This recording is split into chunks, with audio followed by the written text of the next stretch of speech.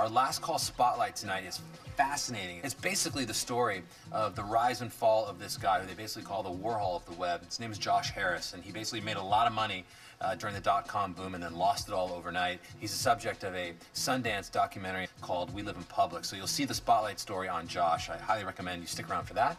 Let's move on to the spotlight because it's really fascinating. It's a story of Josh Harris, who was a guy during the dot-com boom. He made like $1 million. He was a millionaire overnight, and then just as fast, he lost it. People have called him an internet pioneer and a complete and utter nut job and everything in between. He was the subject of the grand jury prize-winning film at Sundance called We Live in Public, was based on him. So tonight in our spotlight, here's Josh Harris.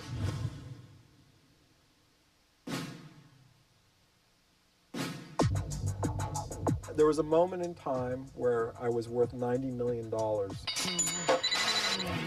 and now I'm broke.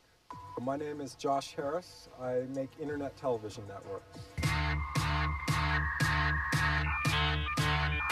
The internet companies that I started, Jupiter Communications, Lovey LLC, Operator 11, Pseudo Programs Inc. Pseudo was an internet television network. We employed 400 people. Little Wing, who is a new viewer. Pappy is a new viewer. We got some new people out there. Oh boy, word's getting around. We hoovered up the culture of New York City. If we were doing hip-hop, Eminem in 1996 showed up in our shop. The technology people, any piece of culture that we could think of, we ran through our internet television network. Hello, I'm Josh Harris, president of Jupiter Communications. Jupiter Communications was the leading research and consulting firm on the internet. We got paid well for that. That's why the company went public and did very well. I was throwing parties before the wealth came in. It's part of my work. We do these interactive parties about once a month, bring down the sort of different groups from downtown New York, from arts and cinema. Quiet, the New Year's 2000 party. According to the Museum of Modern Art, it was the greatest party ever thrown in the history of New York City. I spent conservatively $3 million to produce that piece of work. Over the summer, I'm lying in bed with absolutely beautiful woman, Tanya Koren. I remember waking up in the morning, looking over at her and telling her, hey, in a few months we're going to put cameras all through the loft and we're going to live in public.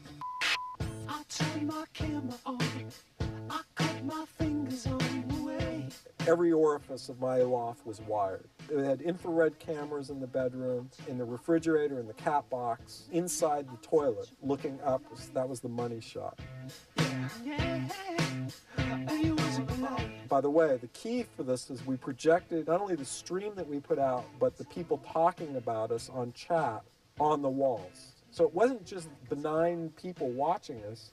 They were actually became involved in our life.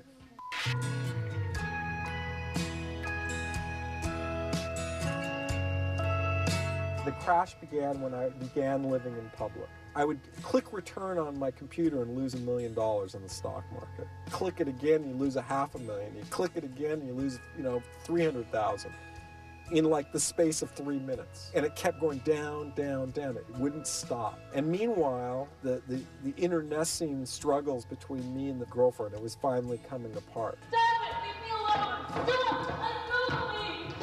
Don't hurt me! I don't want to be treated like that ever. That was one of the worst days of my life. When I built We Live in Public, I had a feeling that the devastation was going to come. I put the place up on the market because I'm going to quit living in public at the end of this month. Yeah, I lost $60 million from the bust. It hurts. It still hurts. So I purchased an apple farm, and for the next 5 years, I went to upstate New York, farmed apples alone on a farm. It was more difficult than anything I'd done in New York. I learned what spring meant, and I learned what a harvest meant. I learned how to go a little slower and why that's important. I found out who I really was and became the whole person that I needed to become. One day I wake up and I find out that We Live in Public, the movie, wins the grand jury prize at the Sundance Film Festival. I've been pretty lucky. I've had an array of fantastic experiences. And by the way, I left the farm, and ever since then I've been on the road.